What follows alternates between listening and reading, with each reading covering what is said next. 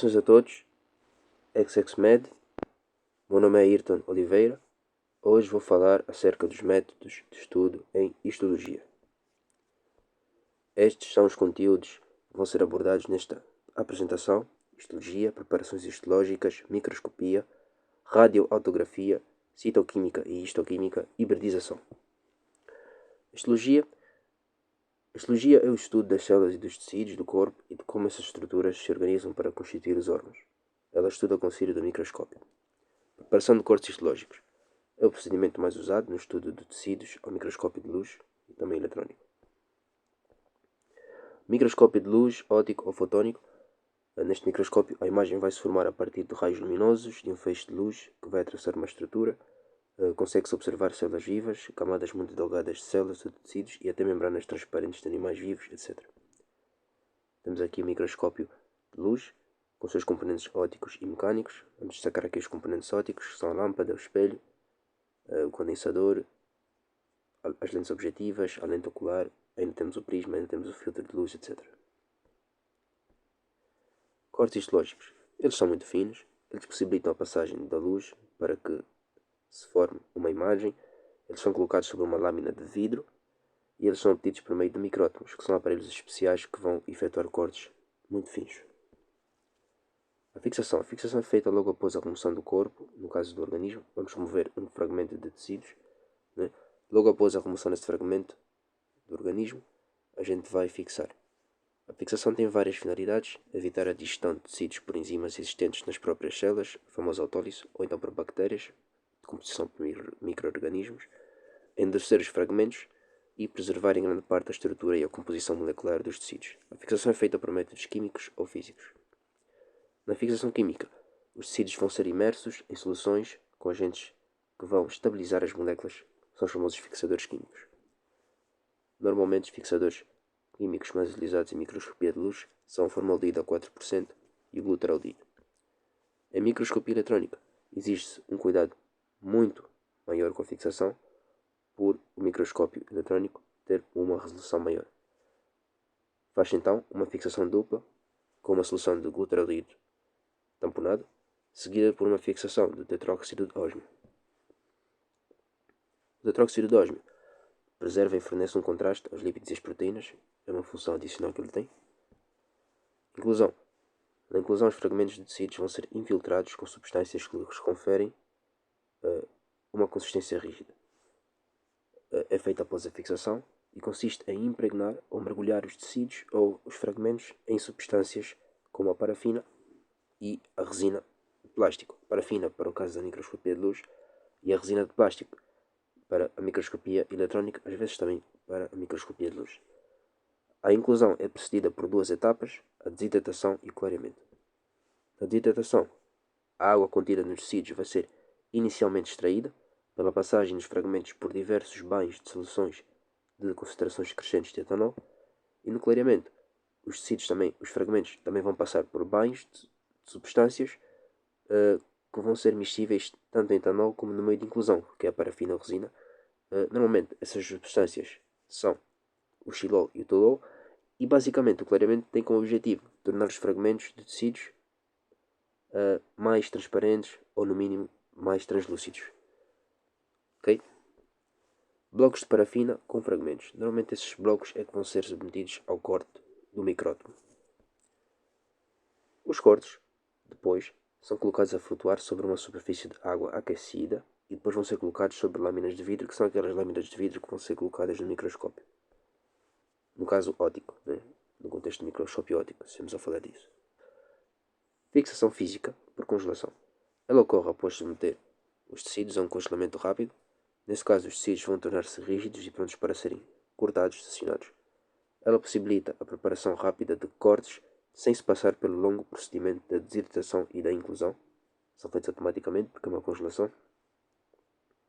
Ao contrário da fixação química, não inativa a maioria das enzimas e mantém muitas proteínas em suas conformações naturais e em seus locais originais, e a fixação física vai ser utilizada para estudar lípidos nos tecidos, uma vez que a imersão de tecidos em solventes como xilol, toluol e etanol dissolve os lípidos.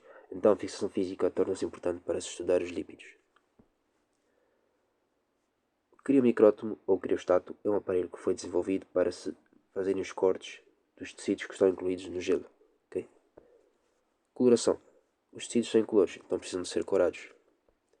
E os corantes são substâncias muito seletivas e muitos vão se comportar como ácidos ou bases que tendem a formar ligações eletrostáticas com componentes ionizados dos tecidos.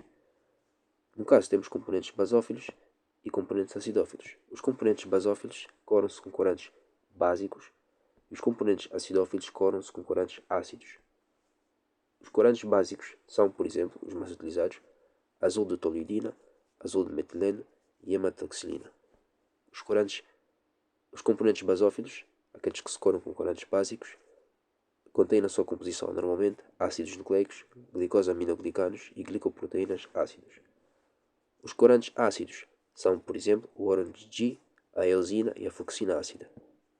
Os componentes acidófilos são, por exemplo, as mitocôndrias, os grânulos de secreção, as proteínas citoplasmáticas e o colágeno. Temos uma combinação especial de corantes, que é muito utilizada, que é a combinação hematoxilina-eosina, a famosa HE, e a hematoxilina vai corar em azul ou violeta o núcleo, porções do citoplasma ricas em RNA e a matriz extracelular de cartilagem hialina. A eosina vai corar o citoplasma e o colágeno em cor-de-rosa. Temos outra combinação de corantes, que é o tricrómio de Mallory e de Masson. Esta coloração ajuda a destacar o colágeno do músculo liso. Temos ainda um corante, Picrosídeos, está associado à luz polarizada e é utilizado para destacar o colágeno. A luz polarizada é uma luz que é utilizada em um microscópio especial, que é o microscópio, não me recordo agora, mas deve ser o microscópio de contraste de fase. Ok? Contraste de fase ou contraste diferencial. Vamos ver isso mais adiante. Contracorante. O contracorante é aplicado a um corte apenas. O contracorante é aplicado a um corte. É um corante aplicado a um corte apenas para tornar visível as células e os núcleos. Ok? Ele vai ser aplicado no contexto em que é utilizado um corante fluorescente ou um precipitante, mas as células e os seus limites não são visíveis. Ok? Então utiliza-se uma substância que vai destacar uma estrutura, no entanto não vai tornar nem o núcleo das células visíveis, nem a membrana dessas células visíveis, então apenas fica visível a estrutura que está marcada com a substância fluorescente. Então, para tornar visíveis os núcleos, os limites das células, então usa-se um contracorante. É o corante que é utilizado a seguir ao corante principal. Impregnação por metais. Também é utilizada para tornar visível apenas as células e os núcleos, e é uma coração que é aplicada no contexto em que é usado também um corante fluorescente ou um precipitante, assim como nos limites, assim como no caso anterior, para tornar os limites das células e os núcleos visíveis. Okay? Microscopia de luz. Na microscopia de luz, as preparações coradas são examinadas por iluminação que atravessa o espécime, nesse caso por transiluminação. O microscópio de luz é composto por partes ópticas e mecânicas, já vimos. A componente óptica consiste em 3 sistemas de lentes, também, né? Além das outras estruturas, o condensador, as lentes objetivas e as lentes oculares. O condensador vai concentrar a luz de uma lâmpada e vai projetar um feixe luminoso em direção ao espécime. A objetiva vai receber a luz que atravessou o espécime e vai projetar uma imagem aumentada do espécime em direção ao ocular. A ocular vai ampliar novamente a imagem, que vai ser a imagem, nesse caso, e vai projetar essa imagem na retina ou então em uma tela, em uma câmara ou em um detector eletrónico. A ampliação total do microscópio óptico resulta do produto entre o aumento efetuado pela objetiva e o aumento efetuado pela ocular. O poder de resolução consiste na menor distância entre duas partículas ou entre duas linhas. Ok? Que se pode observar. Agora, o poder de resolução máximo, ou o limite de resolução, é do microscópio eletroóptico é de 0,2 micrômetros. Bem, poder de resolução e limite de resolução. O poder de resolução é o alcance até onde o microscópio consegue observar estruturas, não é? E o limite de resolução marca o limite, o ponto a partir do qual ele já não consegue observar as estruturas. Então o limite de resolução vai ser determinado pela objetiva, porque a ocular vai ampliar a imagem, não é? Que vai ser projetada pela objetiva. No caso, poder de resolução, estamos a falar de um alcance. Ele vai observar as estruturas que estão separadas até aos 0,2 micrômetros. Já o limite de resolução declara que a partir de 0,2 micrômetros é um limite, já não se consegue observar as estruturas. Microscópio de contraste de fase. O microscópio de contraste de fase usa um sistema de lentes que produz imagens visíveis de objetos quase transparentes. Ele permite a observação de células e cortes não corados. Então, temos aqui uma imagem da microscopia de contraste de fase. Esta imagem, então nós estamos a ver nessa imagem, nada foi corado, não se utilizou nenhum corante. Então, o microscópio de contraste de fase consegue observar as estruturas, as células, sem ser efetuada a coração ou coloração, ok? Depois temos o microscópio de contraste diferencial. Ele possibilita a observação de células e cortes não corados também. E ele consegue produzir uma imagem mais ou menos tridimensional, mais ou menos, não é? Microscópio confocal. O microscópio confocal, ele torna possível focalizar um plano muito delgado do espécime, ou seja, ele evita a superposição de planos focais, o que causa uma deterioração da imagem. Como um plano focal muito delgado é focalizado de cada vez, é possível depois reunir os vários planos e reconstituí-los num objeto tridimensional. Então nós temos aqui uma imagem, aqui a imagem da estrutura que vai ser observada. Então o microscópio consegue observar diferentes planos da estrutura, este plano e este plano. O microscópio confocal, ele consegue selecionar qual é o plano que ele observa, se é este ou se é este, ok?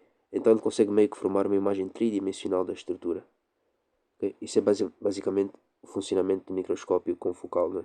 Ele vai escolher um plano para ser focalizado e com isso ele consegue formar uma imagem mais ou menos tridimensional, que é o que estamos a observar aqui.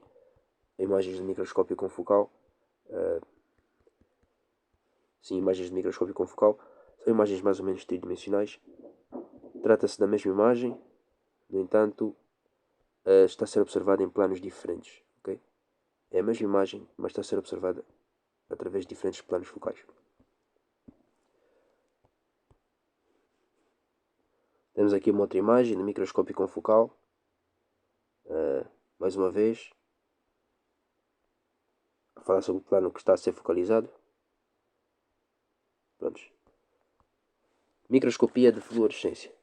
Na microscopia de fluorescência, as seções dos cortes vão ser iluminados por uma luz com um comprimento de onda capaz de produzir fluorescência em substâncias fluorescentes. No caso, as substâncias fluorescentes vão ser observadas como objetos brilhantes e coloridos. Temos aqui, por exemplo, uma imagem. Temos aqui uma imagem de microscopia de fluorescência, ou seja, é utilizado um microscópio que produz uma luz com um comprimento de onda capaz de provocar fluorescência em substâncias fluorescentes.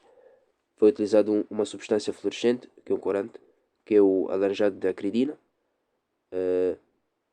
Nesse caso, o alaranjado de acridina é uma substância que vai marcar o DNA no interior dos núcleos e vai emitir uma estrutura amarelada, não é?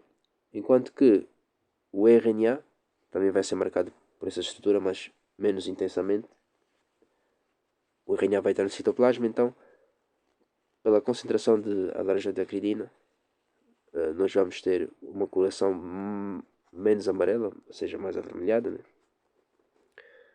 E é mais ou menos por aí. Esta é a coloração através da fluorescência. As substâncias fluorescentes têm afinidades por moléculas encontradas nas células ou na matriz extracelular e são, por exemplo, o alaranjado de acridina, que vai corar o DNA com cor amarela, e o RNA com cor vermelho alaranjada. Podemos observar aqui. Microscopia eletrónica de transmissão. Bem, existem dois tipos de microscopia eletrónica, a microscopia eletrónica de transmissão e a de varredura. A microscopia eletrónica de transmissão possibilita uma altíssima resolução de 0,1 nanômetros. Microscópio eletrónico de transmissão. Nele, o trajeto dos eletrões vai ocorrer de cima para baixo. A primeira lente é uma condensadora que focaliza o feixe de eletrões do espécime, está claro? Os eletrões que atravessam o espécime podem ou não interagir com os átomos do espécime. Os que interagem vão ficar retidos lá no espécime. E depois de atravessarem o espécime, os eletrões vão alcançar uma lente objetiva, okay, que irá formar uma imagem aumentada, que por sua vez é aumentada por outras lentes. Basicamente o mesmo funcionamento do microscópio óptico. No caso também, os eletrões vão ser captados por um detector para se observar uma imagem. A imagem vai ser produzida pelo balanço entre a quantidade de eletrões que alcançaram o detector e os eletrões que foram retidos, no caso, do espécime. O microscópio eletrónico de transmissão dá-nos uma imagem a preto e branco, obviamente, que vai ter áreas escuras, eletrondensas, com maior concentração de eletrões, e áreas claras, eletrolucentes, com menor concentração de eletrões.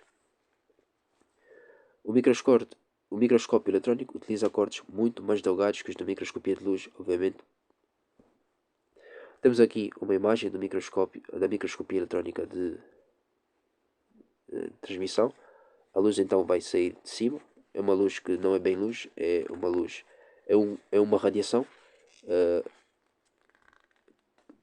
com um comprimento de onda diferente, uma vez que advém não de fotões, mas de eletrões. Ok? Então temos aqui o condensador. Temos aqui, na verdade é um feixe elétrico, um feixe de eletrões, ok? Que vai atravessar a estrutura, no caso, e vai até uma placa que vai formar uma espécie de desenho em função dos eletrões que vão atingir essa placa. Zonas em que os eletrões vão atingir com mais intensidade são zonas mais escuras, e zonas que os eletrões vão atingir com mais intensidade vão ser zonas mais claras. Os eletrões aí nessa zona mais clara vão atingir com menos intensidade, porque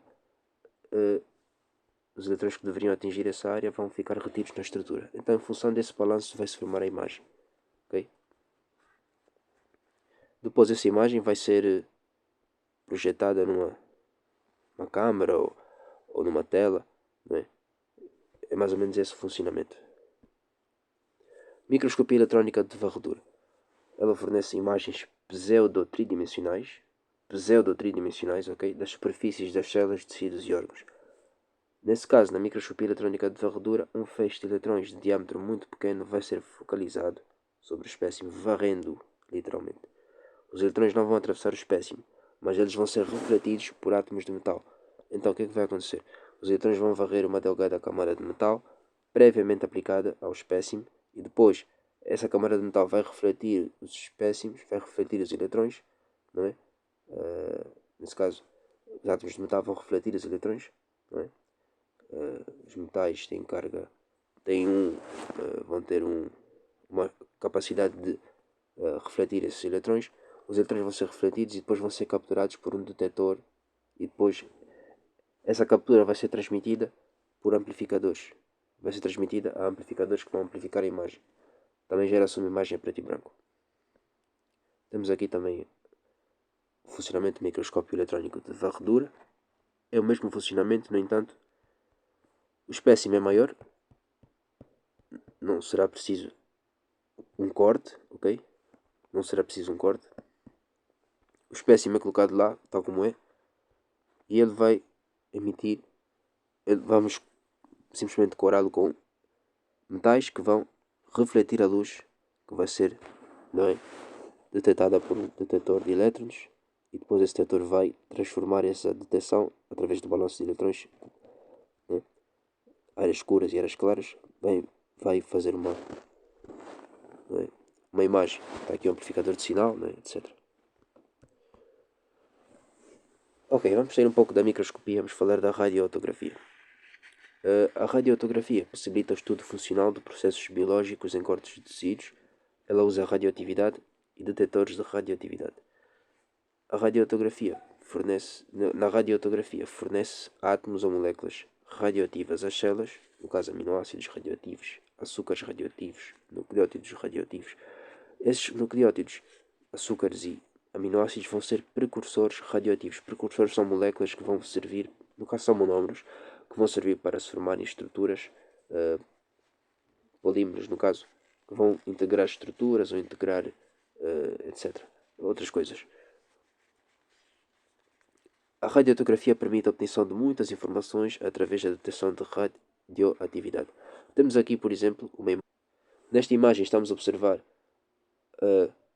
na imagem A, no caso na imagem A, que é a de cima, a gente está a observar através da microscopia de luz, estamos a observar grãos negros de prata. Okay? Vamos a ver aqui os grãos negros de prata. Estamos a observar aqui grãos negros de prata, eles que foram submetidos a fenómenos para torná-los radioativos, e esses átomos de prata radioativos foram fornecidos a essas células, e essas células estão a utilizar esses grânulos de prata, e nós estamos a saber exatamente onde eles estão. Okay? Estão nas glândulas salivares.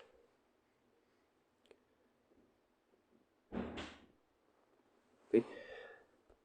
Na imagem B a gente está a observar também estamos a observar também zonas muito escuras com grânulos de prata, okay?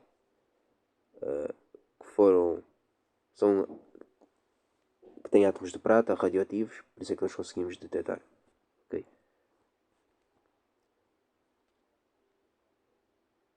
Aqui nesta imagem estamos a ver também zonas mais escuras, pontinhas escuras.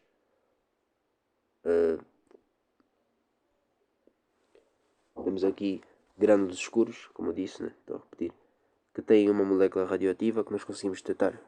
Estão aqui, estão pretas, não é? Nós conseguimos detectar essas moléculas pretas, no caso são moléculas de um nucleótido radioativo, no caso a timidina, a 3H-timidina. Nós conseguimos detectar que essa molécula, essa célula está a utilizar nucleótidos aí, no caso. Nós conseguimos observar tudo isso.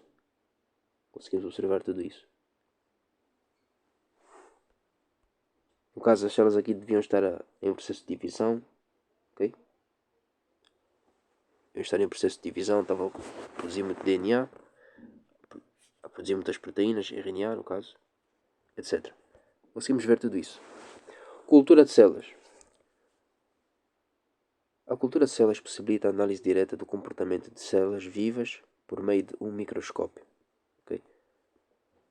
Ela é feita em soluções de composição conhecida, semelhante àquela em que as células estavam, e ela é feita em suspensão ou em placas de Petri, ou então sobre uma lamínula de vidro, que vão ser superfícies sobre as quais as células vão aderir e vão crescer sob a forma de uma única camada de células.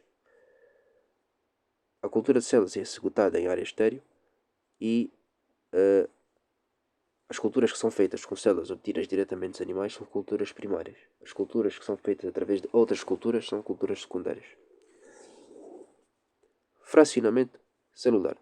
O fracionamento celular purifica e isola organelas e outros componentes das células e dos tecidos. É um processo físico e normalmente utiliza-se uma força centrífuga para separar as organelas e os componentes celulares em função dos seus coeficientes de sedimentação. Na prática, o fracionamento celular é a centrifugação diferencial. Temos aqui, por exemplo, uma imagem que demonstra o processo. Temos aqui uma célula, um fragmento de célula do fígado que vai ser colocado em uma centrifugadora. Ela vai girar e girar e girar e girar, não é? Esse girar vai provocar uma lise celular, não é? Que vai então libertar os organelos da célula, não é? As membranas celulares vão sofrer uma lise, mas depois vão, por os lípidos, pela Devido ao facto de os lípidos serem insolúveis em água, eles vão formar vesículas, os famosos microsomos. Os ribossomos também vão estar presentes. O retículo endoplasmático também, devido ao facto de ser um órgão membranário e as membranas serem de lípidos e os lípidos serem solúveis em água, também vão formar vesículas, não é? E essas estruturas, os núcleos também estão aqui, não é? Vão ser libertados, não é? No fundo, a célula vai ser, devido à centrifugação, a célula vai sofrer uma dissociação, não é? Os seus organelos vão ser, não é, libertados, os núcleos, e depois os organelos, quando a centrifugação acabar, os organelos vão se depositar, cada um em função do seu peso, ou seja, do seu coeficiente de sedimentação, eles vão se depositar. E é o que estamos a ver aqui. Eles vão se depositar. E essa deposição vai depender do coeficiente de sedimentação. Ok? Temos aqui, por exemplo, outra imagem. Conseguimos observar os organelos individualmente das células graças a essa centrifugação. Nesta imagem aqui nós estamos a ver frações de temos a ver mitocôndrias em isolado, né? Na figura A estamos a ver mitocôndrias, né? Exato, estamos a ver mitocôndrias. Na figura B estamos a ver os microsomos, que são as tais membranas celulares, né? Em isolado, que se unem porque são insolúveis em água, né? Etc. E na figura C a gente está a ver também uma estrutura, que são frações de lisossomos. O coeficiente de sedimentação vai depender do tamanho e da forma da estrutura, e vai depender ainda da densidade e da viscosidade do meio em que a estrutura está suspensa. Okay? Não depende apenas do peso. Aqui o peso é insuficiente para determinar quem vai se sedimentar primeiro. Histoquímica e citoquímica. Bem, a histoquímica e a citoquímica são quase praticamente a mesma coisa, só que um aplica-se ao tecido, o outro aplica-se à célula. São ambos métodos que servem para identificar e localizar substâncias em células e na matriz extracelular. Elas baseiam-se em reações químicas específicas ou em interações de alta afinidade entre moléculas. A histoquímica e a citoquímica originam substâncias insolúveis, coloridas, para a microscopia de luz, ou então eletrodensas para a microscopia eletrónica. Na histoquímica ou citoquímica, os íons vão ser detectados também. O DNA vai ser detectado, o RNA vai ser detectado, as enzimas vão ser detectadas, os polissacarídeos e os oligosacarídeos vão ser detectados, os glicosaminoglicanos e proteoglicanos vão ser detectados, os lípidos vão ser detectados, etc. Vamos detectar essas substâncias todas nos tecidos ou nas células, não é? Através de reações. Os íons, por exemplo, vão ser detectados através de reações que vão produzir substâncias, que vão precipitar substâncias insolúveis. No caso, essas substâncias vão ser coloras, escuras ou coloridas. O DNA pode ser detectado por uma reação de Felgen, que vai produzir uma cor vermelha. O RNA pode ser detectado por corantes básicos. As enzimas, nesse caso, vão ser detectadas através da produção do seu substrato. Okay? Nós vamos utilizar, no caso, produção do seu substrato, não, desculpem. As enzimas vão ser detectadas através do substrato e de substâncias marcadoras do produto da reação. Vamos colocar o substrato naquele meio, a enzima vai reagir com aquele substrato, vai formar o produto e depois a gente vai usar uma substância que vai marcar o produto. Normalmente é uma substância fluorescente. Os polissacarídeos e os oligosacarídeos, normalmente eles são detectados pela reação do PAS, Periodic Acid Shift, que vai originar uma cor púrpura ou magenta. Os glicosaminoglicanos e os proteoglicanos vão reagir com o corante Alcian Blue. Os lípidos vão reagir com corantes solúveis em lípidos, no caso o Sudan 4 e o Sudan Black, etc. São várias técnicas. Depois temos aqui o conceito de marcador. O marcador é uma substância visível, quer seja em microscopia eletrónica, quer seja em microscopia de luz, e essa substância, quando acoplada a uma substância com afinidade específica, uma molécula, vai denunciar a presença dessa molécula. O marcador denuncia a presença de uma molécula. Os marcadores mais utilizados são vários, né? São substâncias fluorescentes, que vão ser visualizadas em microscopia de fluorescência. São átomos radioativos, que também são marcadores, não é? Vão ser detectados em radioautografia. São as moléculas de enzima, por exemplo, a peroxidase. A peroxidase é uma enzima, mas que também serve como uma enzima marcadora. Okay? A peroxidase é importante, é uma enzima especial que é utilizada como substância marcadora. Temos os metais, não é? Também podem ser utilizados como marcadores. Os metais têm afinidades com várias estruturas nas células, não é? E depois eles podem ser detectados por microscopia eletrónica ou de luz. Temos a faloidina, que vai interagir com a actina, que é uma estrutura que está presente lá no músculo, não é? A faloidina depois pode ser marcada com substâncias fluorescentes, não é? A faloidina vai reagir com a actina, vai ficar ali acoplada à actina e depois a faloidina pode ser marcada com substâncias fluorescentes. Temos a proteína A, que liga-se muito facilmente a anticorpos. Ela vai ser ligada a anticorpos e depois vai ser marcada, por sua vez, por uma substância fluorescente, por exemplo. Temos as lecitinas, que ligam-se a determinados carboidratos. Elas vão se ligar depois, as lecitinas podem ser, por sua vez, marcadas e detectamos a presença de anticorpos, de carboidratos, perdão, etc. Temos aqui, por exemplo, uma imagem em que nós detectamos a presença de cálcio. Ok? Nós utilizamos uma técnica histoquímica, não importa qual, para detectar a presença de íons cálcio. Utilizamos uma substância que tem alta afinidade com cálcio, no caso, e detectamos a presença de cálcio aqui em zonas mais escuras. Okay? Isto, no caso, trata-se de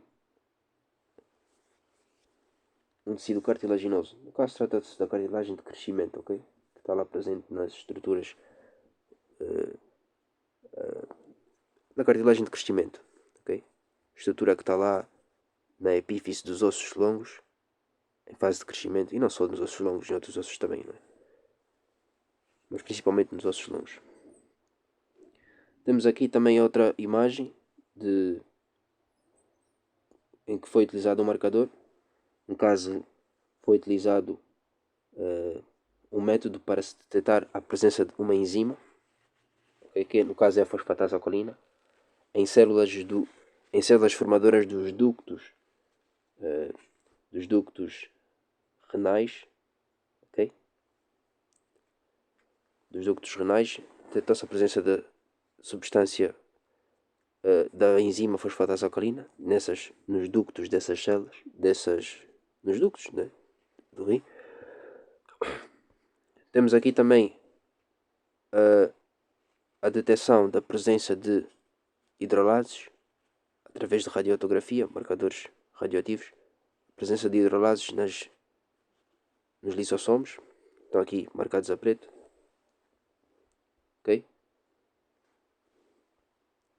Temos aqui a detecção de polissacarídeos ali a nível das mucosas, da mucosa gastrointestinal, no nível das microvilosidades.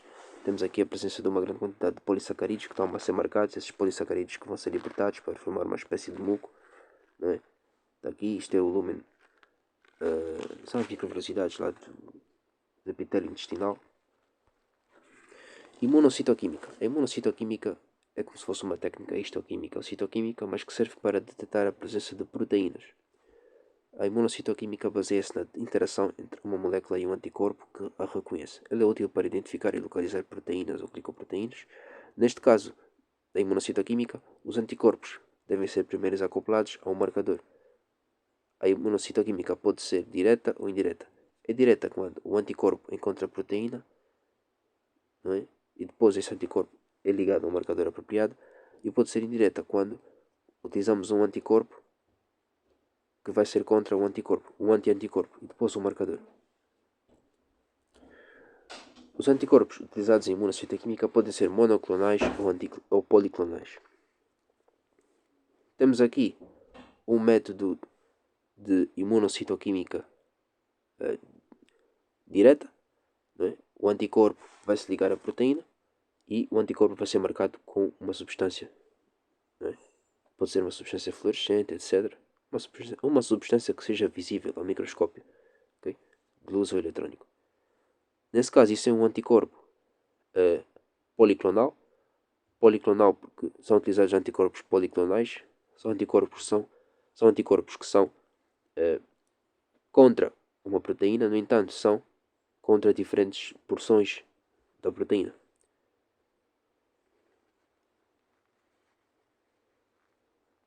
Temos aqui uma imunocitoquímica indireta. Utilizamos o anticorpo contra a proteína e o anti-anticorpo, não é? Ou seja, um anticorpo de anticorpo, e depois esse anticorpo de anticorpo é marcado com substância marcadora. Também são utilizados anticorpos policlonais, ou seja, anticorpos contra porções diferentes da proteína. Okay? No caso, temos aqui uma célula que foi bem marcada. O citoesqueleto dessa célula foi bem marcado. O citoesqueleto normalmente é constituído por proteínas. O citoesqueleto dessa célula foi bem marcado através de métodos imunocitoquímicos, ok? No caso, o núcleo das células também tem citoesqueleto, o citoesqueleto próprio, né? Temos aqui os anticorpos policlonais, que são anticorpos contra a mesma substância, porém contra diferentes porções, é, da proteína. São produzidos por diferentes linfócitos T. Esses linfócitos T reconheceram porções diferentes da proteína, então produziram anticorpos contra porções diferentes. E depois temos os anticorpos monoclonais, que são anticorpos contra a mesma substância, porém que interagem contra a mesma porção da substância, do caso da proteína, do caso o mesmo epíteto. Esses anticorpos são produzidos apenas por um linfócito T que foi clonado, ok? Depois temos o último método de estudo da histologia, que é, no caso que trata o livro, que é a hibridização. A hibridização consiste na ligação entre cadeias complementares de ácidos nucleicos, no caso DNA com DNA, RNA com RNA, DNA com RNA, ou RNA com DNA, não interessa. E a hibridização consiste na detecção de sequências específicas de DNA ou de RNA. A hibridização pode ser feita in situ, ou seja, não no laboratório, mas no local próprio, no organismo vivo, e é uma técnica excelente para averiguar se uma célula tem uma sequência específica de DNA, um gene, um paralelo, ou de RNA, um RNA mensageiro, etc. Nesse caso, vai-se criar uma sonda, que é uma sequência simples de DNA ou de RNA, complementar a sequência nucleotídica que nós queremos identificar. Aplicamos essa sequência nucleotídica na célula e depois marcamos essa sonda. Se essa sonda se ligar a uma sequência lá na célula, é porque essa célula tem essa sequência de DNA ou sequência de RNA. A aula terminou. Como eu disse, utilizei o livro de Junqueira para elaborar esta aula, esta apresentação, e é tudo. Espero que tenha sido útil.